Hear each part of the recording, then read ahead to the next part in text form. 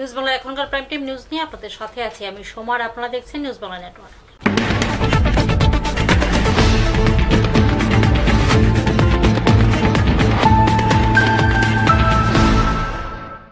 খবর এখন বিস্তারিত।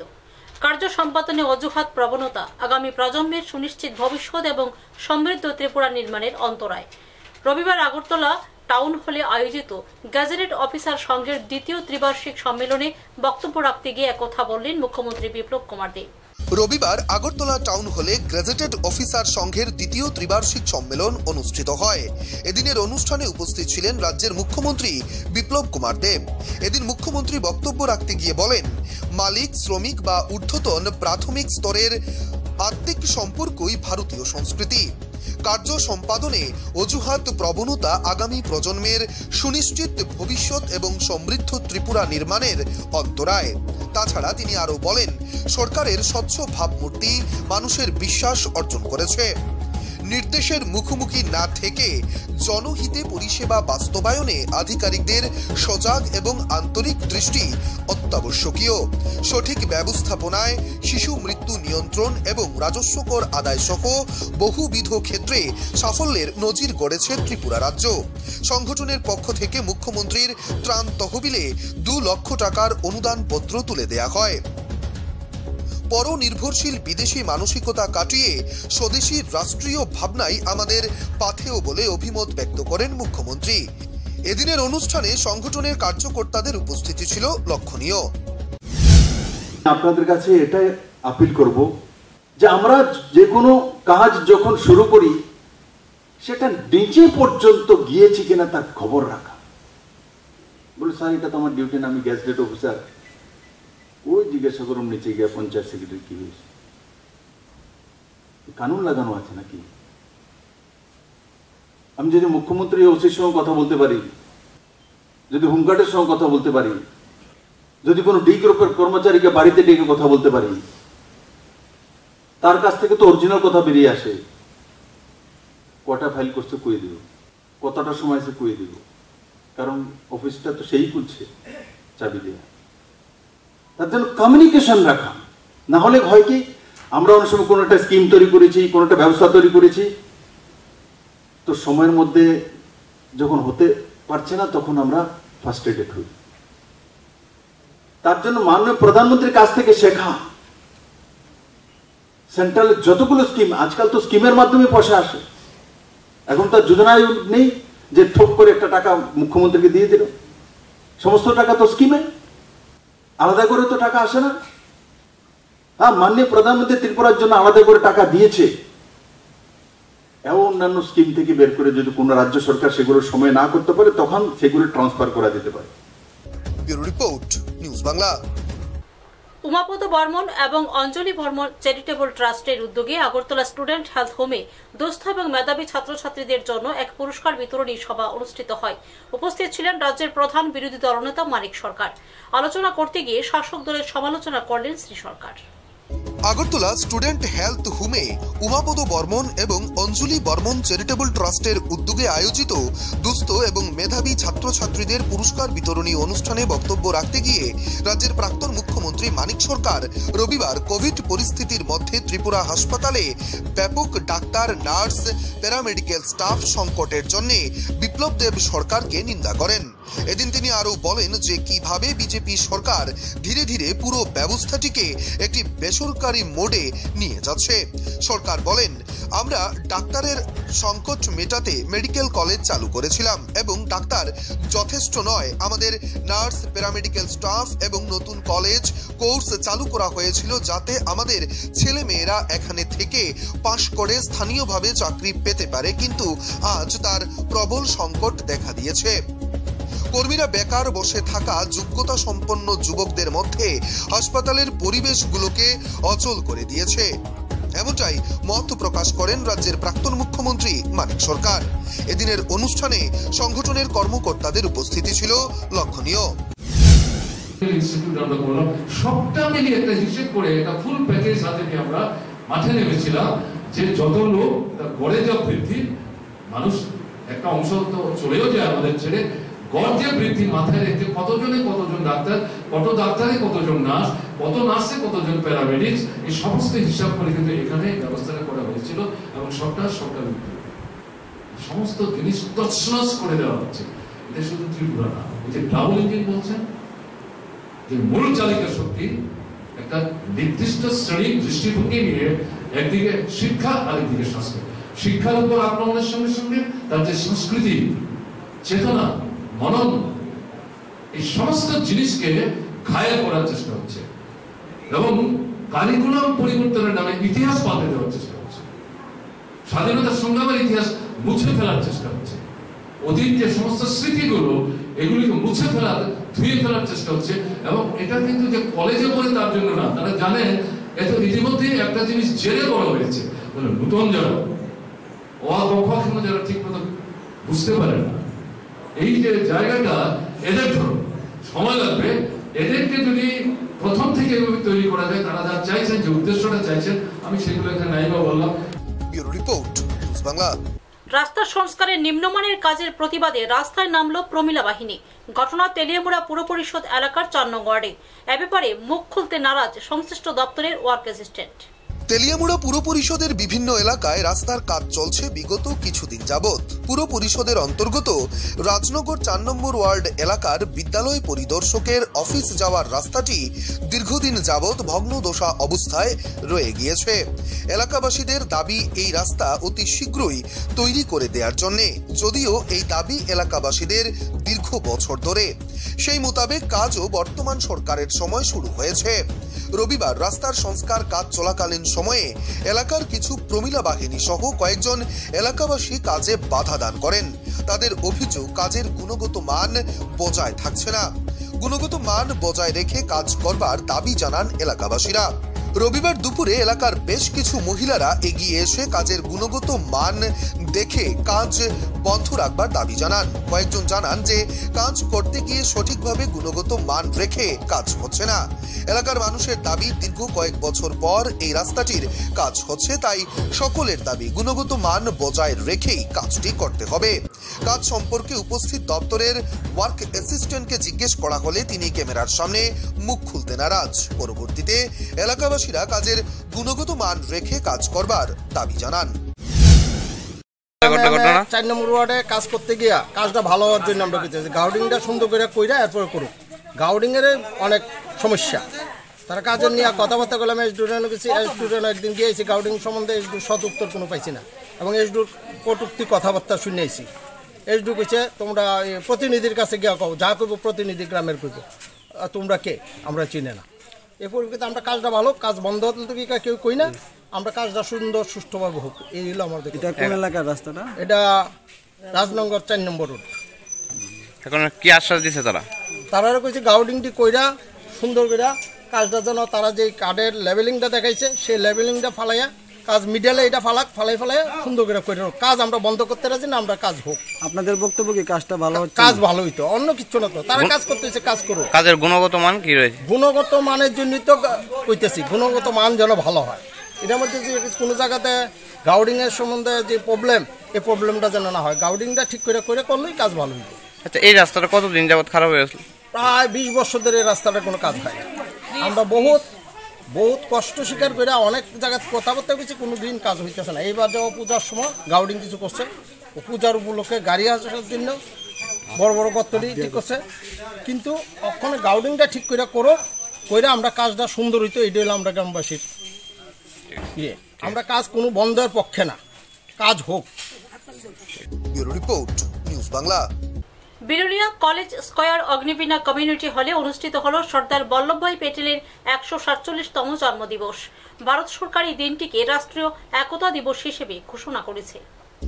সর্দার বল্লভভাই প্যাটেলের ১৪৭তম জন্মদিন রবিবার Belonia college square Agnibina community হলে অনুষ্ঠিত হয়। এই দিনটিকে ভারত সরকার রাষ্ট্রীয় একতা দিবস হিসেবে ঘোষণা করেছে। তারই অঙ্গ হিসেবে দেশের সর্বত্র পালিত হচ্ছে রাষ্ট্রীয় একতা দিবস। দক্ষিণ জেলা প্রশাসন, জেলা শিক্ষা আধিকারিক কার্যালয়ে, জেলা যুব কল্যাণ এবং ক্রীড়া দপ্তর সহ জেলার তথ্য সংস্কৃতি দপ্তরের ব্যবস্থাপনায় Belonia college square Agnibina community হলে যথাযোগ্য মর্যাদায় পালিত হল রাষ্ট্রীয় একতা দিবসের মূল অনুষ্ঠান। অনুষ্ঠানে উদ্বোধক এবং প্রধান অতিথি হিসাবে উপস্থিত ছিলেন জেলাশাসক ও সমাহর্তা সাজু ওয়াহিদ এ। মুখ্য বক্তা ঋষ্যমুখ বালিকা উচ্চতর মাধ্যমিক বিদ্যালয়ের শিক্ষক মুস্তাফা কালাম, জেলা শিক্ষা আধিকারিক কার্যালয়ের ওএসডি পল্লব কান্তি সাহা, স্পোর্টস অফিসার রিতেশ শীল, অ্যাসিস্ট্যান্ট প্রফেসর আইসিভি কলেজ মনীষ প্রসাদ এবং তথ্য দপ্তরের অ্যাসিস্ট্যান্ট ডাইরেক্টর রিপন চাকমা। মঞ্চে অতিথিদের বরণ, মঙ্গল প্রদীপ প্রজ্বলন এবং সর্দার প্যাটেলের প্রতিকৃতিতে পুষ্পার্ঘ্য অর্পণের মধ্য দিয়ে অনুষ্ঠানের শুভ সূচনা করেন অনুষ্ঠানের অতিথিরা।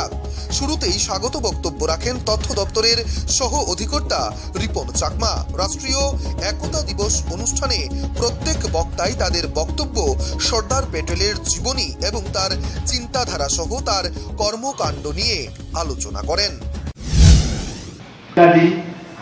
बहुत आलोचना यहाँ हुआ। सरदार वल्लभ भाई पटेल का जन्मदिन है और वो जन्मदिन को हम राष्ट्रीय एकता दिवस मानते हैं। बहुत बार बोल चुका है। इसका एक और है, मैं पहले जो बात किया था, मेरा जैसा ऑफिसर केरला से आया हुआ मलयालम में बात करने वाला मलयाली, त्रिपुरा में 19 जनजाति और बंगाली भाषा बात करने वाला त्रिपुरा में, और वहां का एक छोटा जिले का जिला शासक। आज का दिन हमारा पूरा देश में 700 से ऊपर जिला है और सारे जिले में मेरा जैसा ऑफिसर जिला शासक है। इसका मूल कारण और ये जो आइडिया लेके आया था श्री वल्लभ भाई पटेल। पहले हमारा सर्विस का नाम होता था इंडियन सिविल सर्विस। उसके बाद जब इंडिया का स्वाधीनता हुआ तो पहला मुद्दा उठ गया, ये जो इंडियन सिविल सर्विस वालों को यहाँ से हटाना है। ब्रिटिश का एक फॉलो अप है, इसको पहले खत्म करना है। लेकिन सरदार वल्लभ भाई पटेल ने बोला नहीं, इंडियन सिविल सर्विस रहना चाहिए for the unity and integrity of the country. ये देश का यूनिटी और इंटीग्रिटी के लिए इंडियन सिविल सर्विस चाहिए। आप इसका नाम चेंज करो, कुछ और नाम रख दो, फिर भी ये तो चाहिए। तो उसका नाम चेंज कर इंडियन एडमिनिस्ट्रेटिव सर्विस बना दिया, फॉरेस्ट देखने के लिए इंडियन फॉरेस्ट सर्विस बनाया, पुलिस देखने के लिए इंडियन पुलिस सर्विस बनाया। ऐसा 21 के अलग अलग सर्विस बना दिया और वो सर्विस में भारत को बहुत पूरा भारत में लोक में पूरा वर्ल्ड में सबसे बड़ा कॉम्पिटिटिव एग्जाम है यूपीएससी का civil service examination. Bureau report, news Bangla. Tripura প্রদেশ কংগ্রেসের উদ্যোগে রাজধানীর প্রদেশ কংগ্রেস কার্যালয়ে পালিত হল সর্দার বল্লভভাই প্যাটেলের জন্মদিবস এবং ভারতের প্রয়াত প্রধানমন্ত্রী ইন্দিরা গান্ধীর মৃত্যু দিবস। উপস্থিত ছিলেন প্রদেশ কংগ্রেস সভাপতি সহ দলীয় কর্মীরা। আজ ত্রিপুরা প্রদেশ কংগ্রেসের পক্ষ থেকে ভারতের প্রাক্তন প্রয়াতা প্রধানমন্ত্রী ইন্দিরা গান্ধীর মৃত্যু দিবস এবং ভারতের প্রথম স্বরাষ্ট্র দপ্তরের মন্ত্রী সর্দার বল্লভভাই প্যাটেলের জন্মদিবস পালন করা হয় রাজধানীর পোস্ট অফিস চৌমুহনী স্থিত প্রদেশ কংগ্রেসের রাজ্য কার্যালয়ে। এদিন সংবাদ মাধ্যমের মুখোমুখি হয়ে প্রদেশ কংগ্রেসের সভাপতি বীরজিৎ সিনহা বক্তব্য রাখতে গিয়ে বলেন, প্রধানমন্ত্রী হিসেবে ইন্দিরা গান্ধী পরিচিতি পেয়েছিলেন রাজনীতির ক্ষেত্রে তার আপোষহীন মনোভাব এবং ক্ষমতার অভূতপূর্ণ কেন্দ্রীয়করণের জন্য।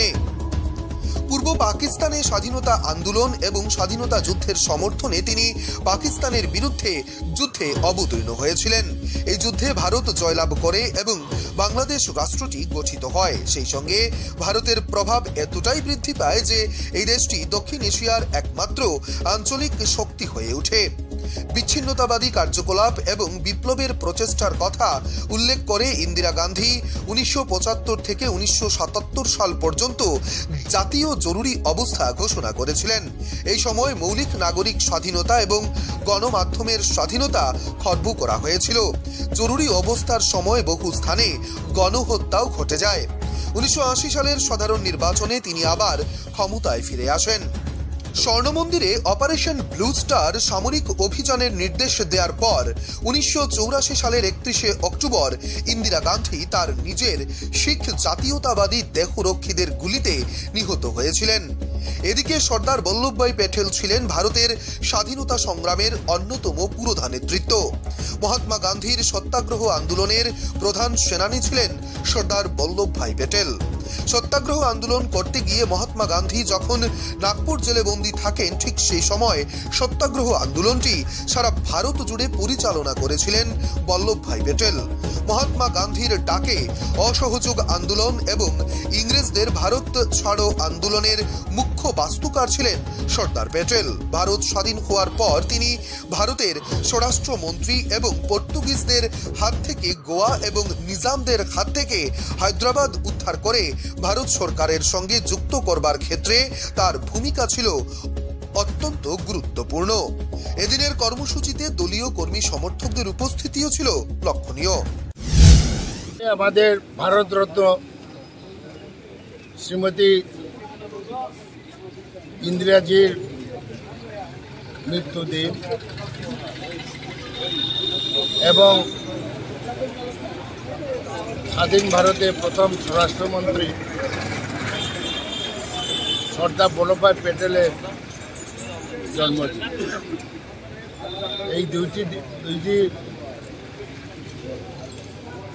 প্রাতঃস্মরণীয় নেতাদের আমরা শুভ দিন এবং মৃত্যুদিনটি আমরা পালন করছি। ইন্দিরা গান্ধীর সম্পর্কিত অনেক ইতিহাস বিজড়িত ঘটনা আছে। ইন্দিরাজি এই ভারতবর্ষের সবুজ বিপ্লব এনেছিলেন, দেশকে খাদ্যে স্বয়ংসম্পূর্ণ করেছিলেন, ভারতবর্ষকে বিশ্বের দরবারে একটা আসন অলঙ্কিত করেছিল। ইন্দিরাজি ব্যাংক রাষ্ট্রীয়করণ করে সাধারণ মানুষকে ব্যাংকে প্রবেশের অধিকার দিয়েছিল। একসময় ব্যাংক ফর মানিকম্যান, যাদের পয়সা আছে তাদের জন্য ব্যাংক, এটা আইন করেছিল। রাজন্য ভাতা বিলুপ করেছিলেন, যারা শত শত কোটি টাকার মালিক তাদেরকে ভাতা দেওয়া হতো। কারণ সর্দার প্যাটেল স্বরাষ্ট্রমন্ত্রী হয়ে 556টি দেশীয় রাজ্যকে স্বাধীন ভারতের অন্তর্ভুক্ত করেছে এবং তাদেরকে ভাতা দেওয়া হতো এবং রাজন্য ভাতা বিলুপ করেছে। দেশে জমিদারি প্রথা বিলুপ করেছে, অনেক কিছু উনি করে গেছেন এবং পার্শ্ববর্তী রাষ্ট্র বাংলাদেশের মুক্তিযুদ্ধে ইন্দিরা গান্ধীর অবদান ভারতবাসী এবং বাংলাদেশের মানুষ কোনোদিন ভুলতে পারে। Bureau report, news Bangla. বদলা নয়, বদল চাই, তৈরি থাকুন বিপ্লব বাবু। রবিবার আগরতলা রবীন্দ্র ভবনের সামনে আয়োজিত সভায় এমনটাই হুঙ্কার ছাড়লেন তৃণমূল কংগ্রেসের সর্বভারতীয় সাধারণ সম্পাদক অভিষেক বন্দ্যোপাধ্যায়। 23-এর নির্বাচনে সরকার করবে টিএমসি, এমনটাই আশাবাদী অভিষেক বন্দ্যোপাধ্যায়। বদলা নয়, বদল চাই, 11-র পালা বদলে এই স্লোগান দিয়েছিলেন পিসি। তার ঠিক 10 বছর পর সেই স্লোগানই ভাইপোর মুখে। ত্রিপুরা হাইকোর্টের রায়ে আগরতলার সভার অনুমতি মেলার পরই তৃণমূলের সাধারণ সম্পাদকের হুঁশিয়ারি, তৈরি থাকুন বিপ্লব বাবু। সঙ্গে স্লোগান বদলা নয়, বদল চাই। দলের সর্বভারতীয় সাধারণ সম্পাদকের দায়িত্ব নেয়ার পর অন্য রাজ্যেও বিস্তারের কথা ঘোষণা করেছিলেন অভিষেক। সেই লক্ষ্যেই ত্রিপুরা এবং গোয়ায় সংগঠন বাড়াচ্ছে তৃণমূল কংগ্রেস। ইতিমধ্যেই ত্রিপুরায় একাধিকবার বাধা পেয়েছেন তারা। অভিষেকের সভা ঘিরেও জল ঘোলা হয়েছে। প্রথমে সভার অনুমতি মিলেনি, পরে সেখানে 144 ধারা জারি হয়েছে। উৎসব মেটার পর 31শে অক্টোবর রবিবার সভা করবার কথা ঘোষণা করেন অভিষেক বন্দ্যোপাধ্যায়। সেই সভাও ত্রিপুরার প্রশাসন বাধা দেয় বলে অভিযোগ তৃণমূলের। তারা জানায়, করোনা রিপোর্ট বাধ্যতামূলক করা হয়েছিল শুরুতেই। পরে সভাস্থল পরিবর্তন করতে হবে বলে নেতৃত্বকে চিঠি দেয় পুলিশ। রাত 9:30টায় তৃণমূলের আবেদনের প্রেক্ষিতে ত্রিপুরা হাইকোর্ট জানিয়ে দিল রবীন্দ্র ভবনের সামনেই অভিষেক বন্দ্যোপাধ্যায় সভা করতে পারবেন, তবে করোনার কারণে 500 জনের বেশি থাকতে পারবে না সভায়, যার অর্থ বাংলার মন্ত্রী ত্রিপুরার জয়ে নামছে তৃণমূল কংগ্রেস। তবে করোনার কারণে 500 জনের বেশি থাকতে পারবেন না সভায়, যার অর্থ বাংলার মন্ত্রী ত্রিপুরায় জয়ের লক্ষ্যে নামছে তৃণমূল কংগ্রেস। রবীন্দ্র শতবার্ষিকী ভবনের বাইরে সম্পূর্ণ হল অভিষেক বন্দ্যোপাধ্যায়ের জনসভা। উপস্থিত ছিলেন রাজ্যসভার সাংসদ সুস্মিতা দেব, সাংসদ ডক্টর শান্তনু সেন, স্টিয়ারিং কমিটির মেম্বার বাট্টু চক্রবর্তী, সুবল ভৌমিক, আশিস দাস, রাজীব ব্যানার্জি সহ অন্যান্যরা। এদিনের তৃণমূল কংগ্রেসের এক যোগদান সভায় সুরমা কেন্দ্রের বিজেপি বিধায়ক তৃণমূল কংগ্রেসে যোগদান করেন। ওনার হাতে দলীয় পতাকা তুলে দেন সর্বভারতীয় তৃণমূল কংগ্রেসের সাধারণ সম্পাদক অভিষেক বন্দ্যোপাধ্যায়। এদিন জনসভায় বক্তব্য রাখতে গিয়ে সর্বভারতীয় তৃণমূল কংগ্রেসের সম্পাদক রাজ্য সরকারের বিরুদ্ধে অভিযোগ তুলেন। তার পাশাপাশি 2023-এর নির্বাচনে তৃণমূল কংগ্রেস দল রাজ্যে সরকার প্রতিষ্ঠা করবে বলেও ওনার বক্তব্যে তিনি তুলে ধরেন। এদিনের জনসভায় তৃণমূল কংগ্রেসের অন্যান্য নেতা কর্মীরাও বক্তব্য রাখেন এবং রাজ্য সরকার তৃণমূল কংগ্রেসের সাথে যে ধরনের রাজনৈতিক খেলা খেলছে তা আগামী 23-এ বিধানসভা নির্বাচনী খেলা দেখবে বলে বক্তব্য তুলে ধরেন তারা। এদিনের জনসভায় তৃণমূল কংগ্রেস কর্মী সমর্থকদের উপস্থিতিও ছিল লক্ষণীয়। যা করেছে সিপিএম, যা করেছে একই রাস্তায় তৃণমূল কংগ্রেস হাঁটবে না, তাহলে তো ত্রিপুরায় আসল পরিবর্তন আসবে না, সঠিক পরিবর্তন হবে না। তাহলে সিপিএম, বিজেপি আর তৃণমূলের মধ্যে পার্থক্য কি? আগে ছিল সিপিএম এর হারমাদ, আর এখন একটা বসে আছে বিজেপির উন্মাদ। আর এদেরকে 2023-এ তৃণমূল করবে বরবাদ। এই দুটোকেই, এদের আর আমাদের মধ্যে তো কোনো পার্থক্য থাকবে না। আমি আপনাদের বলছি মাথা ঠান্ডা করে, এরা মারুক না, এরা কত মারবে? মারবে যত, ঝরবে তত, ফুটবে তত ফুল, রক্ত দিয়ে লিখে যাব আমরা তৃণমূল। তুমি মারবে কত? তুমি মেরে মেরে তোমার ডান্ডা ভেঙে যাবে, তুমি হাঁপিয়ে যাবে, তাও মাথা নত করবো না, সিদ্ধারা বিক্রি করব না, আত্মসমর্পণ করব না। দেখা যাক না কার কত জেদ। আজকে তো ত্রিপুরা এলাম, কালকে আমাকে যখন বললো যে আমাদের সভা মঞ্চের পারমিশন, সভাস্থল পুলিশ বলছে চেঞ্জ করতে হবে, পারমিশন ক্যান্সেল করে দিয়েছে। আমি বললাম সভা এখানেই হবে। তৃণমূল কংগ্রেসের সৌজন্যতা তৃণমূল কংগ্রেসের দুর্বলতা নয়। আমি 15ই সেপ্টেম্বর আসতে চেয়েছিলাম, আমাকে পারমিশন দেয়নি। পরের দিন একটা অন্য রাজনৈতিক দলকে দিয়ে পারমিশন অ্যাপ্লাই করিয়ে বিজেপিকে দিয়েছিল পারমিশন, বিজেপি র্যালি করেছে, তৃণমূল কংগ্রেসকে পারমিশন দেওয়া হয়নি। আপনারা সাক্ষী রয়েছে। আমরা মান্যতা দিয়েছি, আমরা কোনো ঝগড়া করিনি। আমি বলেছি পরের দিন দেওয়া হোক, দেয়নি।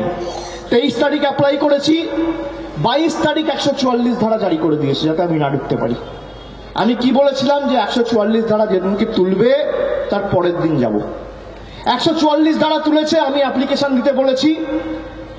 24 তারিখ অ্যাপ্লিকেশন পড়েছে, 30 তারিখ মিটিং হবে। আমাদের পারমিশন দিয়েছে 28 তারিখ চিঠি দিয়ে, নিয়ে 30 তারিখ সকালে চিঠি দিয়ে বলছে যে পারমিশন ক্যান্সেল করা হচ্ছে, আপনারা সভাস্থল পরিবর্তন করুন। আমি বলেছি করব না, এখানেই সভা হবে। আপনার যদি ক্ষমতা থাকে আপনি আটকে দেখান। আমরা হাইকোর্টে গেছি, আমরা হাইকোর্টের হস্তক্ষেপ দাবি করেছি। বিচার ব্যবস্থার উপর আমাদের চূড়ান্ত আস্থা রয়েছে। হাইকোর্ট ডান গাল আর বাগাল দুটো গালে দুটো কষিয়ে থাপ্পড় মেরে বলেছে সভা এখানেই হবে। এত বাড়া ভাতে ছাই দিয়েছে। আপনি কি ভাবছেন সিপিএম কংগ্রেস যে আপনি একটা পারমিশন ক্যান্সেল করে দেবেন আর বাড়িতে বসে আঙ্গুল চুষবে? আরে দলটার নাম তৃণমূল, আপনি করুন না। আপনি করতে করতে হাঁপিয়ে যাবেন। আমি আপনাকে প্রথমেই সেজন্য বললাম আপনার যা জেদ আমার আপনার থেকে 10 গুণ বেশি জেদ। আপনি করুন, আমি আগামী মাসে আরো 2বার থেকে 3বার আসবো, আমি কথা দিয়ে যাচ্ছি। এই অক্টোবর মাস তো আজকে শেষ হলো, নভেম্বর রয়েছে, আরো 2 থেকে 3বার আসবো। আর আপনি যে বলেছেন না বিবেকানন্দ ময়দানে মিটিং করতে হবে, বিপ্লব বাবু আপনার সে মনস্কামনা আমি ডিসেম্বর মাসে পূর্ণ করবো। মমতা ব্যানার্জি আসবে, বিবেকানন্দ ময়দানে মিটিং হবে। আপনার সেই ইচ্ছা মনস্কামনাও আমি পূর্ণ করব, আপনি তৈরি থাকুন। আমি প্রথম দিন 2 আগস্ট এখানে এসেছিলাম, আমি বলেছিলাম কি যে আপনার সরকার আমি ভাঙতে চাই না। আপনি শুনে রাখুন, আপনার ডান দিকে বাঁ দিকে যারা ঘোরে না সেক্রেটারি থেকে এমএলএ সকলে আমার সাথে যোগাযোগে আছে। আমরা মানুষের গণতান্ত্রিক অধিকারকে মান্যতা দিই, আমরা সরকার ভাঙবো না, আপনাদের উপরে ফেলবো 2023-এ। Bureau report, news Bangla. Belonia Sachin Debbarman অডিটোরিয়ামে ভারতীয় জনতা পার্টির উদ্যোগে প্রদেশ, জেলা, মন্ডল, পঞ্চায়েত স্তর সহ সমস্ত বিভাগের কর্মকর্তাদের নিয়ে এক নির্বাচনী সাংগঠনিক বৈঠক অনুষ্ঠিত হয়। এদিন বিলুনিয়া পুর পরিষদ নির্বাচনী দলের 17 জন প্রার্থীকে পরিচয় করানো হয়। প্রার্থীরা আজই মনোনয়নপত্র জমা দেবেন বলে জানা যায়। সক্ষম মন্ডল, সক্রিয় বুথ, এই স্লোগানকে সামনে রেখে রাজ্যের দলীয় নির্দেশাবলীকে মান্যতা দিয়ে ভারতীয় জনতা পার্টির দক্ষিণ জেলা বিলুনিয়া মন্ডলের উদ্যোগে রবিবার সকালে বিলুনিয়া শচীন দেববর্মন অডিটোরিয়ামে প্রদেশ, জেলা, মন্ডল, পঞ্চায়েত স্তর, জেলা পরিষদ সহ মন্ডলের অধীনে শক্তি কেন্দ্র প্রমুখ বুথ সভাপতিদের নিয়ে এক গুরুত্বপূর্ণ নির্বাচনী সাংগঠনিক বৈঠক অনুষ্ঠিত হয়। ভারতীয় জনতা পার্টির সকল বরিষ্ঠ নেতৃত্ব এবং পৌরসভা নির্বাচনে মনোনীত প্রার্থীদের পাশে নিয়ে বিলুনিয়া মন্ডল সভাপতি গৌতম সরকার দলীয় পতাকা উত্তোলন করে প্রদীপ প্রজ্বলনের মধ্য দিয়ে অনুষ্ঠানের শুভ সূচনা করেন। সভায় উপস্থিত ছিলেন ভারতীয় জনতা পার্টি প্রদেশ সাধারণ সম্পাদক টিঙ্কু রায়, বিলুনিয়ার বিধায়ক অরুণ চন্দ্র ভৌমিক, বিজেপি দক্ষিণ জেলা সাধারণ সম্পাদক বিশ্বনাথ দাস, সক্ষম মন্ডল সক্রিয় বুথের দক্ষিণ জেলা কনভেনার গৌতম দত্তগুপ্ত, দক্ষিণ জেলার ইনচার্জ শম্ভু মানিক সহ বরিষ্ঠ ব্যক্তিত্বরা। মন্ডল সভাপতি গৌতম সরকারের স্বাগত ভাষণের পর উক্ত বৈঠকে বিলুনিয়া মন্ডলের অধীনে বিভিন্ন বুথগুলোতে পরিকল্পনা মাফিক সাংগঠনিক কর্মসূচি পালন করা হচ্ছে কিনা খুঁটিনাটি বিষয়গুলো নিয়ে বিস্তারিতভাবে আলোচনা করেন উপস্থিত বিভিন্ন পদাধিকারী নেতৃত্বরা। চুলছাড়া বিশ্লেষণের মধ্য দিয়ে দলীয় নির্দেশাবলী মেনে স্বতঃস্ফূর্তভাবে সাংগঠনিক কার্যক্রমগুলোকে সফলতা দানের জন্য সকল কার্যকর্তাদের কাছে বিশেষভাবে আহ্বান জানানো হয়। অনুষ্ঠানে বিলুনিয়া পুর পরিষদ নির্বাচনে বিজেপি দলের 17 জন প্রার্থীকে মঞ্চে এনে সকলের সঙ্গে পরিচয় করানো হয়। সেই সঙ্গে ঘোষণা করা হয় আগামীকাল বিশাল মিছিল করে শহরের বিভিন্ন পথ পরিক্রমা করে মনোনয়নপত্র জমা দেয়া হবে। ফাঁকিবাজি করবেন না, অলসতা করবেন না, কাজটা নিজের পরিবারে, আমরা সবাই পরিবারের সদস্য। আমাদের সময় একদম কম, 1 বছর, 5 মাস আমাদের বিভিন্ন অনুষ্ঠানে চলে যাবে। এই 1 বছরে আমাদের মোদিজির যে স্বপ্ন, আমাদের প্রিয় মুখ্যমন্ত্রীর যে স্বপ্ন, একদিকে ভারতকে সর্বশ্রেষ্ঠ পৃথিবীর 1 নম্বর স্থানে নেওয়া, আর এই রাজ্যটাকে ভারতের একটা মডেল রাজ্য হিসাবে তৈরি করা, এই যে 2 প্রধানের যে ভাবনা চিন্তা, সেই চিন্তাকে সাফল্যমণ্ডিত করতে হলে আমাদের প্রত্যেককে আজ আমরা যে পাঠ নেব, সেই পাঠ নিয়ে প্রত্যেক বুথ সভাপতি, প্রত্যেক প্রধান, প্রত্যেক বিএলএ, প্রত্যেক মন্ডল সদস্য, আমরা যারা পঞ্চায়েত সমিতিতে আছি, আমরা যারা জেলা সমিতিতে আছি, আমরা যারা কার্যকর্তা, বিভিন্ন মোর্চা, বিভিন্ন দলের সক্রিয় অভিভাবক, সবাই মিলে আমরা যেন কাজগুলি অতি দ্রুত গতিতে আমরা করতে পারি। Bureau report, news Bangla. জ্বালানির দাম সেঞ্চুরি পার হয় তুলনামূলকভাবে মালদা জেলার যানবাহনের স্বল্পতা, ফলে সমস্যার সম্মুখীন পেট্রোল পাম্প মালিকরা, ক্ষতিগ্রস্ত পাম্প মালিক সহ যান চালকরা, পাশাপাশি দুর্ভোগের শিকার সাধারণ মানুষ। জ্বালানির দাম সেঞ্চুরি পার করায় পথে কমতে শুরু করেছে ভিন্ন ধরনের যানবাহন, যার প্রভাব পড়েছে পেট্রোল পাম্পগুলোতে। তুলনামূলকভাবে রাস্তাঘাটে দেখা যাচ্ছে না মোটর বাইক থেকে শুরু করে প্রাইভেট 4 চাকা গাড়ি, ট্রাক এবং বাস। ইতিমধ্যে আবার অনেক বাস কেরোসিন তেল দিয়ে চালানো হচ্ছে, এমনই অভিযোগ বাস মালিকদের পক্ষ থেকে তোলা হচ্ছে। এরকম এক কঠিন সমস্যার মধ্যে পড়েছে পেট্রোল পাম্পের মালিকেরাও। দিনে দিনে তাদের সেল 50% নেমে এসেছে বলে অনেক পেট্রোল পাম্পের মালিকেরা দাবি করছেন। North Bengal petrol pump dealer অ্যাসোসিয়েশনের জোনাল চেয়ারম্যান অমিত কুমার পাল জানিয়েছেন, বর্তমানে পেট্রোলের দাম 109 টাকা 55 পয়সা আর ডিজেলের দাম 100 টাকা 96 পয়সা। বর্তমানে আমাদের এই ব্যবসা চরম সংকটের মধ্য দিয়ে যাচ্ছে। দিনে দিনে দাম বৃদ্ধির ফলে রাস্তায় চলাচলের ক্ষেত্রে গাড়ির সংখ্যা কম দেখা দিয়েছে। আমাদের অ্যাসোসিয়েশন গত কেন্দ্রীয় সরকারের দপ্তরগুলোতে পেট্রোল ডিজেলের দাম বৃদ্ধির বিষয়ে জানিয়েছিল। বর্তমানে আমাদের এই ব্যবসা বিপজ্জনক অবস্থায় চলছে। পেট্রোল ডিজেলের পরিবর্তে অনেক গাড়ি কেরোসিন তেলের মাধ্যমে চালানো হচ্ছে। যেভাবে দাম বেড়েছে সেক্ষেত্রে আমাদের কমিশন বাড়েনি। ইংরেজবাজার শহরের ঝলঝলিয়া এলাকার বাসিন্দা বিকাশ বর্মন জানিয়েছেন, যেভাবে পেট্রোল ডিজেলের দাম বেড়েছে তাতে আগামী দিনে আমাদের রাস্তায় গাড়ি আর চালানো যাবে না। মোটরসাইকেলের পরিবর্তে টোটোতে চলাফেরা করতে হবে। এ ব্যাপারে কেন্দ্রীয় সরকারকে গুরুত্ব দিয়ে দেখা উচিত। প্রতিদিন দাম বাড়ছে প্রচুর, পেট্রোলের দাম তো প্রচুর, 100 থেকে 100 বেশি হয়ে গেল। একটু অসুবিধা হচ্ছে, এইসব বাড়লে তো মানে গাড়ি তো সব মানে যে মালপত্র আনা বা আমাদের কোন জায়গায় যেতে হবে কাজে, খরচাটা বেড়ে যাচ্ছে প্রচুর। দৈনন্দিন খরচাটা প্রচণ্ড বেড়ে যাচ্ছে, মানুষের উপর চাপ পড়ছে। সরকার তেলের দাম কমা, ডিজেল পেট্রোল প্রচুর। পেট্রোলের দাম হচ্ছে হলো 109 টাকা 55 আর ডিজেল হচ্ছে 100 টাকা 96 পয়সা, প্রায় 101 টাকা। অবস্থা তো খুব করুণ অবস্থার মধ্যে চলছে আমাদের যা অবস্থা। এখন ইন্ডাস্ট্রি দিন দিন খারাপের দিকে আছে এবং ভবিষ্যতে এটা কী দাঁড়াবে আমরা নিজেও বুঝতে পারছি না। কারণ খরচাও আমাদের দিন দিন মানে বেড়েই যাচ্ছে, মানে ইনভেস্টমেন্টও বেড়ে গেছে। লাইটের বিল, স্টাফ বেতন এগুলো আমাদের সব পেমেন্ট করতেই হচ্ছে। বিক্রি সেল না থাকলে যা অবস্থা, প্রচুর পাম্প সিক হয়ে যাচ্ছে আস্তে আস্তে। হয়েছেও, মালদাতে হয়েছে, প্রচুর কমে গেছে, প্রচুর। ট্রাক ফাঁক কমেছে, প্রচুর কমেছে, প্রচুর কমেছে। রাস্তাঘাটে ট্রাক, ছোটো গাড়িগুলো কমেছে, বাইকও অনেক কমেছে। আগে যেমন আমাদের মোটামুটি 1900 এরকম পার ডে এরকম ছিল, এখন সেটা 50% একটু বেশি আছে আর কি, চলছে আর কি। এটা ভবিষ্যতে বন্ধ হয়ে যাবে, যে অবস্থা দাঁড়াচ্ছে এইভাবে। আগেকার দিনে মোটামুটি মানে 60-70 টাকা যখন দাম ছিল 1 লিটার ভরলে হতো, এখন 70 টাকাতে 1 লিটার হাফ লিটারে একটু বেশি হয়, এমন কিছু হয় না আর কি। যার জন্য এই অবস্থার মধ্যে চলছে আর কি। এটাই। টার্নওভারও প্রচুর কমেছে। টার্নওভার মানে বেড়েছে কিন্তু সেলটা কমে গেছে। টার্নওভার বেড়েছে মানে কি তেলের দাম প্রচুর বেড়ে গেছে। আগে যে তেলটা আমাদের লাগতো হতো 7 লাখ 8 লাখ, সেটা এখন 12 লাখ 12.5 লাখ 13 লাখ টাকা এক গাড়ি চালাতে লাগছে। এরকম অবস্থা তো আমাদের দুদিনই চলছে। এখন জানি না ভবিষ্যতে কী হবে, আমরা নিজেরাও বুঝতে পারছি না। আমরা সবাই এই ব্যাপার নিয়ে একটু আতঙ্কিত হয়ে আছি যে কী হবে, জানি না পরবর্তী। হ্যাঁ, আমাদের উদ্যোক্তার পক্ষ, আমাদের অ্যাসোসিয়েশনের হেড যারা, তারা সব জায়গায় যোগাযোগ করছে, সব জায়গায় মিনিস্ট্রি লেভেলে হোক বা আদার্স অন্য জায়গায় সব জানাচ্ছি যে আমাদের এই অবস্থায় চলা। কারণ দিন দিন ট্যাক্স বাড়ছে, সবই বাড়ছে আমাদের, কিন্তু আমাদের তো কমিশনও সেই তখনকার যা কমিশন চলছিল এখনও সেম কমিশনই চলছে, একই অবস্থা। আমার নাম অমিত কুমার পাল, ডাকনাম বুড়ো। আমি zonal chairman Malda district, NBPT, north Bengal petrol dealers association. Report, news Bangla. বাংলাদেশের মৌলভীবাজারের শ্রীমঙ্গলে খ্রিস্টান ধর্মাবলম্বীদের মা মারিয়ার 32তম তীর্থ উৎসব পালন করা হয়।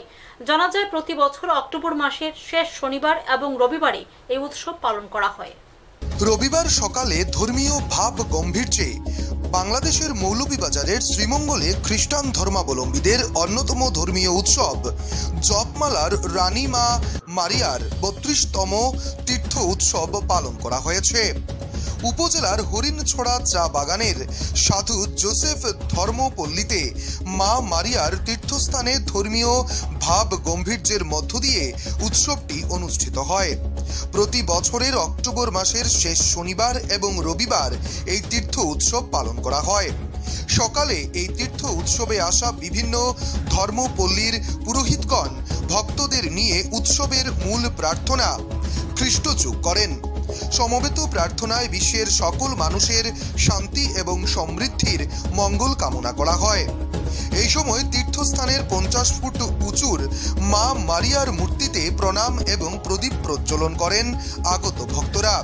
এ বছরের জপমালা রানী মা মারিয়ার তীর্থের মূল ভাব হল পরিবারের আদর্শ মা মারিয়া। এর আগে অর্থাৎ শনিবার সন্ধ্যায় তীর্থ উৎসবটি শুরু হয়। রবিবার সরজমিনে তীর্থ উৎসবে গিয়ে দেখা যায় উৎসবকে ঘিরে সাজো সাজো রব। হাজারো খ্রিস্টান ধর্মাবলম্বী দেশের বিভিন্ন জায়গা থেকে তীর্থ উৎসবে যোগ দিতে সমবেত হয়েছেন। এখানে আমাদের তীর্থস্থান জপমালার রানী মা মারিয়ার তীর্থ, এখানে আমরা প্রতি বছর উদযাপন করি অক্টোবর মাসের শেষ রবিবারে, এবং এই বছরে আমরা 32তম তীর্থ উৎসব উদযাপন করলাম, যেখানে এই সিলেট বিভাগের সমস্ত খ্রিস্টান পল্লী থেকে মানুষেরা এখানে মা মারিয়ার কাছে তীর্থ করতে আসে, আশীর্বাদ প্রার্থনা করে, তারা মানত করে, প্রার্থনা করে এবং তারা সেই মায়ের আশীর্বাদ লাভ করে এখান থেকে যায় এবং সারা বছর তারা প্রার্থনা করে থাকে। আর এই চা বাগানের মধ্যে এখানে আমাদের বিভিন্ন ধর্মাবলম্বী ভাই বোনেরা, বিভিন্ন জাতিগোষ্ঠীর ভাই বোনেরা বসবাস করে। আর এই তীর্থ যদিও খ্রিস্টানদের, কিন্তু এই তীর্থ উৎসবে সকল ধর্মের, হিন্দু, মুসলিম, খ্রিস্টান সবাই মিলে এই তীর্থটি আয়োজন করে, সবাই হাতে হাত মিলিয়ে এই ধর্মীয় অনুষ্ঠান তীর্থ উদযাপন করে থাকে। আমি সবার জন্য ঈশ্বরের মঙ্গল কামনা করি, আমরা যেন এই দেশে সবাই সেই সম্প্রীতিতে বসবাস করতে পারি, হিন্দু, মুসলিম, বৌদ্ধ, খ্রিস্টান সবাই মিলেমিশে ভাই ভাই কাঁধে কাঁধে হাত মিলিয়ে আমরা বসবাস করতে পারি, একে অন্যকে সবসময় সহায়তা দান করতে পারি। আমরা প্রতি বছর অক্টোবর মাসের শেষ শনিবার রবিবার এখানে তীর্থ করে থাকি এবং এই তীর্থে সারা বাংলাদেশে মা মারিয়ার ভক্ত যারা আছেন তারা সবাই এখানে সমবেত হন এবং কবির ভক্তি সহকারে এখানে ওনারা প্রার্থনা করে থাকেন। আমি প্রত্যেক বছর এই মা মারিয়ার তীর্থস্থানে আসা যাওয়া করি এবং এই মা মারিয়ার তীর্থস্থান উৎসব পালন করি। এই মা মারিয়ার তীর্থস্থান হচ্ছে অনেক সুন্দর এবং পবিত্র স্থান। এখানে এসে আমরা প্রার্থনা করি মা মারিয়ার কাছ থেকে এবং যা চাই আমরা তাই পাই। মা মারিয়া আমাদের চাওয়াগুলা সে নিষেধ করতে পারে নাই। আমরা যদি মন দিয়ে প্রার্থনা করি আমরা যা চাই তাই পাই। তাই আজকের এই দিনে, এই বিশেষ দিনে এখানে এসে আমি অনেক আনন্দ পেয়েছি এবং সবাইকে অনুরোধ করছি তারাও যেন সবাই এই আনন্দটা উপভোগ করতে পারে। বাংলাদেশ থেকে রূপমাচার্যের রিপোর্ট, নিউজ বাংলা। ত্রিপুরার উত্তর এবং ঊনকোটি জেলায় সংঘটিত বেশ কিছু বিক্ষিপ্ত ঘটনা সরজমিনে খতিয়ে দেখতে রাজ্যে আসলেন জমিয়ত উলামায়ে হিন্দের এক প্রতিনিধি দল। কথা বললেন ডিজির সাথে, কথা বলবেন মুখ্যমন্ত্রীর সাথে। দুর্গাপূজার অষ্টমীর রাতে বাংলাদেশের কুমিল্লায় দুষ্কৃতী দ্বারা হিন্দু মূর্তি ভাঙচুর এবং সংখ্যালঘু হিন্দুদের উপর হামলার রেশ ধরে ত্রিপুরার বিভিন্ন জেলায় বিক্ষিপ্ত ঘটনা সংঘটিত হয়। ফলে মিশ্র সংস্কৃতিপূর্ণ রাজ্যের শান্তির পরিবেশ কিছুটা হলেও বিঘ্নিত হয়েছে। ঊনকোটি এবং উত্তর ত্রিপুরা জেলায় বেশ কয়েকটি বিক্ষিপ্ত ঘটনার রীতিমতো হতবাক রাজ্যের শান্তিপ্রিয় মানুষ। ক্ষতিগ্রস্ত হয়েছে হিন্দু মুসলিম উভয় ধর্মের ধর্মীয় প্রতিষ্ঠান। কতিপয় দুষ্কৃতী দ্বারা সংঘটিত এইসব ঘটনা সরজমিনে খতিয়ে দেখতে রবিবার দিল্লি থেকে জমিয়ত উলামায়ে হিন্দের এক প্রতিনিধি দল পানিসাগর মহকুমার ক্ষতিগ্রস্ত এলাকা পরিদর্শন করেন। মহকুমার বিভিন্ন মসজিদ এবং রোয়া বাজার এলাকা পরিদর্শন করেন। এ ব্যাপারে বিস্তারিত আলোচনা করতে আজই রাজ্যের মুখ্যমন্ত্রীর সাথে দেখা করবেন বলে জানা যায় এবং এইসব ন্যাক্কারজনক ঘটনার সাথে জড়িতদের গ্রেপ্তার সহ উপযুক্ত শাস্তি প্রদানের আর্জি জানাবেন মুখ্যমন্ত্রীকে। গতকাল এ বিষয় নিয়ে দেখা করেন ডিজির সাথে। প্রতিনিধি দলে ছিলেন জমিয়ত উলামায়ে হিন্দের সর্বভারতীয় সাধারণ সম্পাদক মৌলানা হেকিম উদ্দিন কাশেমি সহ 4 জনের এক প্রতিনিধি দল। ছিলেন জমিয়ত উলেমার রাজ্য সভাপতি মৌলানা আব্দুল মুনিম, সাধারণ সম্পাদক এনাম উদ্দিন সহ কয়েকজন আইনজীবী। दिल्ली से हम लोग आए हैं। मैं हूँ मौलाना गयूर साहब हमारे साथ, मौलाना यासीन साहब हैं, मुफ्ती अब्दुल मोमिन साहब हैं जो पूरा का सफर, और हमारे सब मकामी साथी यहाँ हैं इस वक्त। सर आपको इसके बारे में पता चला उसी दिन 26? हाँ, उसी वक्त से। अच्छा, और उसके पहले से मालूम था कि कुछ पहले से भी ऐसे इंस्टेंसेस की खबर आ रही थी या फिर उसी दिन पता चला? ऐसा कुछ नहीं था। उसी दिन जब ये इतला आई है तो हमने मुफ्ती साहब को फोन किया। मुफ्ती अब्दुल मोमिन साहब ने फिर हालात से हम लोगों को खबर किया। हम लोग चाहते थे कि फ़ौरन सफ़र करें, लेकिन यहाँ मशवरा यही था कि अभी इस वक्त मुनासिब नहीं, हालात ऐसे नहीं है। बहरहाल कल से हम लोग यहाँ आ गए। मौलाना महमूद मदनी साहब हमारे प्रेसिडेंट हैं जबलबाही। हम लोग कोशिश कर रहे हैं कि हुकूमत से भी बातचीत करके और दोनों तबकों में हिंदू मुसलमान दोनों से बात की जाए कि हमेशा से एक साथ रहते रहे हैं और हमेशा की तरह से हमें एक साथ रहना है। हम एक दूसरे से लड़ेंगे, लड़ झगड़ करके हमारे लिए रहना वो मुश्किल है, वो अच्छा भी नहीं है। तकलीफ में कोई भी रहे तकलीफ है। तो यहाँ भी हमारी 6ठी मस्जिद है अब तक हमने जितना देखा है, 6 या 7 जगह में पहुँच चुके हैं और इस तरह से और इलाकों में जाकर के देखते हुए फिर कल किसी वक्त चीफ मिनिस्टर साहब से मीटिंग करेंगे, मुलाकात करेंगे। टाइम लगा है, वो आज भी हो सकता था लेकिन हमने कल के लिए रख दिया है चीफ मिनिस्टर साहब के साथ। तो जो नुकसान हुआ है वो उनके पास, उनके सामने रखा जाएगा। जो दंगाई हैं, जिन्होंने दंगे को भड़काया है और फसाद किया है, दंगाई के कोई मजहब नहीं होता है, उन्हें सख्त से सख्त सजा होनी चाहिए, कोर्ट के जरिए से भी और हुकूमत के जरिए से। हुकूमत के जरिए से हमारा मुतालबा ये है कि जो कुछ नुकसान हुआ है वो हुकूमत उस नुकसान की भरपाई करे। सर आपको क्या लगता है क्यों हुआ था? ये क्यों हुआ था ये तो मालूम नहीं है, लेकिन नफरत पैदा करने के लिए ऐसे माहौल बना दिए गए कि लोग सड़क पे आ गए, और वो मालूम नहीं खुद होश में थे या किसके वरगलाने पे आए, ये कुछ पता नहीं।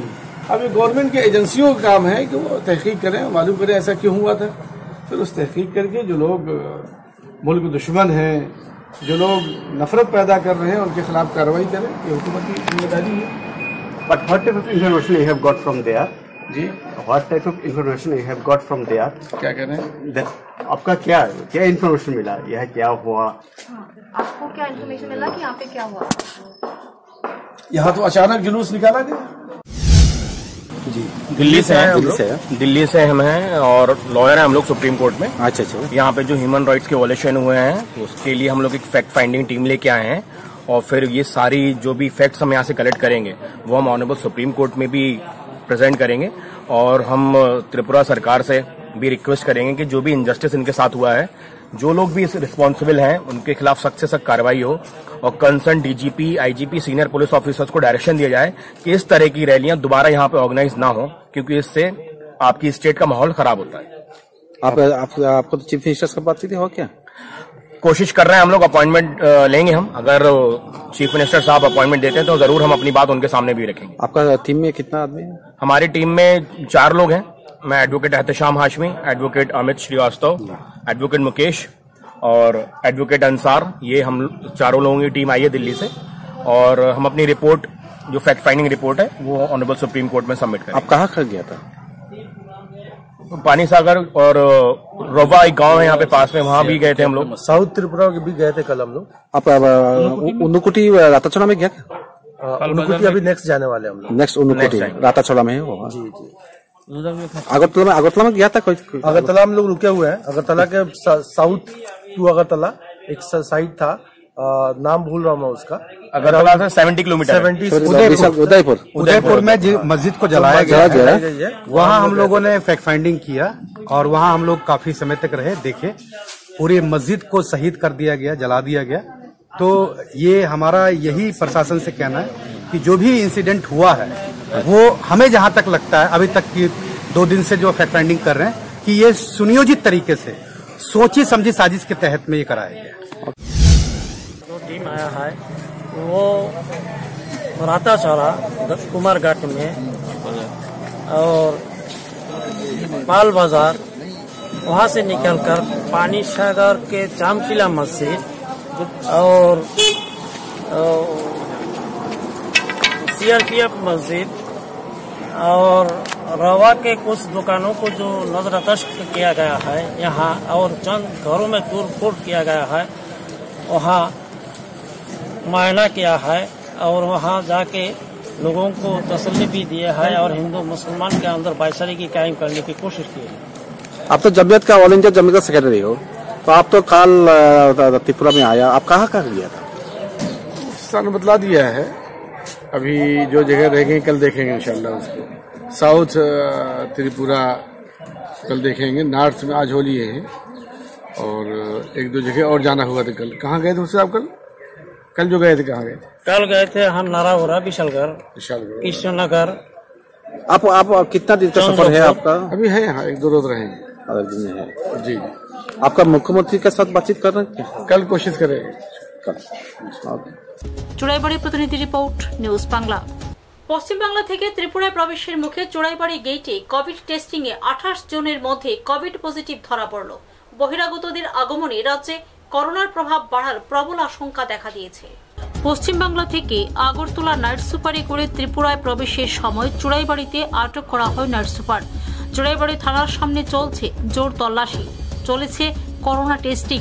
ইতিমধ্যে পশ্চিমবাংলা থেকে আগত গতকাল এবং আজকে 2 দিনে 28 জনের কোভিড টেস্টিং এর পজিটিভ ধরা পড়েছে। অনেকে আবার করোনা টেস্টের ভয়ে ফিরে যাচ্ছেন পশ্চিমবাংলায়। যাদের শরীরে করোনা পজিটিভ চিহ্নিত হয়েছে তাদেরকে সরকারিভাবে কোয়ারেন্টাইনে রাখা হয়েছে। বহিরাগতদের আগমনে রাজ্যে করোনা ভাইরাসের প্রভাব ঝুঁকিপূর্ণ হবার আশঙ্কা রয়েছে। এখন পর্যন্ত কতজন পেয়েছেন, আজকে কতজন পেয়েছেন? আজকে তো টোটাল এখন পর্যন্ত 14 জন। গতকালে কতজন হয়েছে? গতকালকে ছিল 14 জন। ওরা কোথা থেকে আসছিল? বাইরে থেকে, West Bengal, maximum West Bengal. যাবে কোথায় বলেছে ওরা? তো বাগরতলা, ধর্মনগর, নানান জায়গায়। কদমতলা প্রতিনিধি রিপোর্ট, নিউজ বাংলা। বিপুল উৎসাহ উদ্দীপনার মধ্য দিয়ে বিশালগড় পৌর পরিষদের 15টি ওয়ার্ডের বিজেপি মনোনীত প্রার্থীরা মনোনয়নপত্র জমা দিলেন। এদিন অন্যান্যদের মধ্যে উপস্থিত ছিলেন কেন্দ্রীয় প্রতিমন্ত্রী প্রতিমা ভৌমিক, প্রাক্তন যুব মোর্চার সভাপতি সহ অন্যান্যরা। বিশালগড় পৌর পরিষদের 15টি ওয়ার্ডের বিজেপি মনোনীত প্রার্থীরা মনোনয়নপত্র পেশ করেন বিশালগড় মহকুমা শাসকের নিকট। সোমবার দুপুর 1টা নাগাদ বিশালগড় মোটর স্ট্যান্ড থেকে সুবিশাল মিছিল করে বিজেপি কর্মী সমর্থক সহ নেতৃত্বরা। আজকের এই মিছিলে পা মেলান কেন্দ্রীয় প্রতিমন্ত্রী প্রতিমা ভৌমিক, প্রাক্তন যুব মোর্চার সভাপতি টিঙ্কু রায়, প্রদেশ যুব মোর্চার সভাপতি নবাদল বণিক সহ কর্মী সমর্থকরা। এ বিষয়ে বলতে গিয়ে কেন্দ্রীয় প্রতিমন্ত্রী বলেন, বিজেপি সরকারে উন্নয়নের জোয়ার আরও জোরদারভাবে ছড়িয়ে দিতে গণদেবতার সহযোগিতা একমাত্র হাতিয়ার। নমিনেশন প্রদানে আশাবাদী নেতৃত্ব সহ কয়েকশত কর্মী সমর্থকরা বিপুল উৎসাহের মধ্য দিয়ে প্রার্থীদেরকে উৎসাহ দান করতে দেখা গেল। পৌরসভা ইলেকশন 13টা পৌর পরিষদ, নগর পঞ্চায়েত এবং একটা পৌর নিগমের নির্বাচন আগামী 25শে নভেম্বর। আজকে থেকে আমরা জমা দেওয়া শুরু করেছি। আগরতলাতেও 7 রামনগর আজকে দেবে এবং আজকে বিশালগড়ে সোনা মেলাঘর, শান্তিবাজার, বিলোনিয়া, অন্যান্য জায়গায় আমরা আজকে মনোনয়নপত্র জমা দিচ্ছি এবং আগামীকালকে গোটা মিউনিসিপাল যে পৌর নিগম রয়েছে আমরা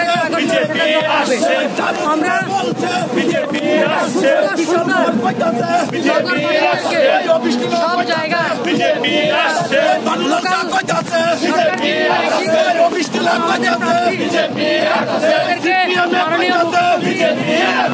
আমাদের রাজ্য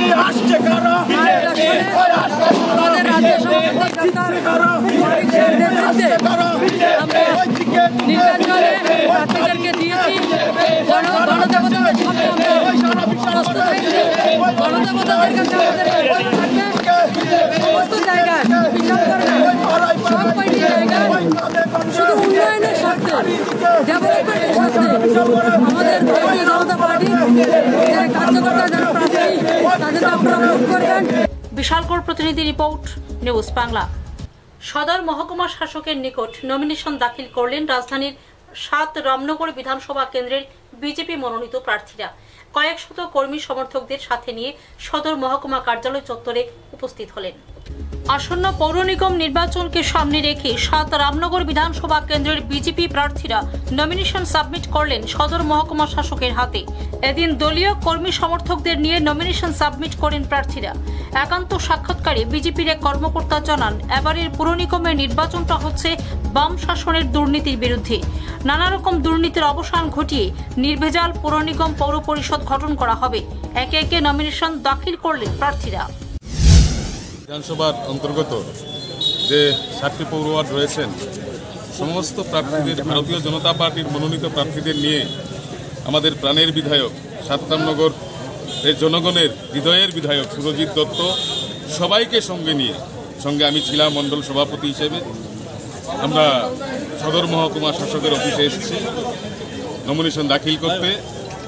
আমাদের 14 নম্বর ওয়ার্ডে দাঁড়িয়েছেন, যেটা মহিলা সংরক্ষিত আসন, স্নিগ্ধা দাসদেব। 15 নম্বর ওয়ার্ডে দাঁড়িয়েছেন আমাদের এটাও তপশিলি জাতি সংরক্ষিত আসন, নিবাস দাস, আমাদের খুব জনপ্রিয় কর্মী। আমাদের 17 নম্বর ওয়ার্ডে দাঁড়িয়েছেন মহিলা সংরক্ষিত আসন, শিখা ব্যানার্জি মহাশয়া। 18 নম্বর ওয়ার্ডে দাঁড়িয়েছেন অভিষেক দত্ত, আমাদের প্রাণের সন্তি। 19 নম্বর ওয়ার্ডে দাঁড়িয়েছেন তপশিলি উপজাতি সংরক্ষিত আসন ভাস্বতী দেববর্মা মহাশয়া। 35 নম্বর ওয়ার্ডে দাঁড়িয়েছেন আমাদের প্রাক্তন কাউন্সিলর তুষারকান্তি ভট্টাচার্য, আমাদের প্রাণের বাবুলদা।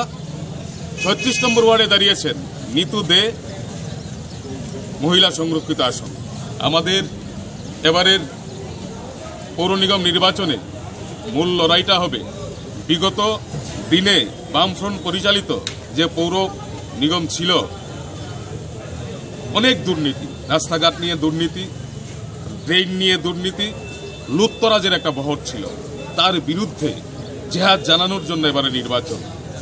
আগরতলা প্রতিনিধি রিপোর্ট, নিউজ বাংলা।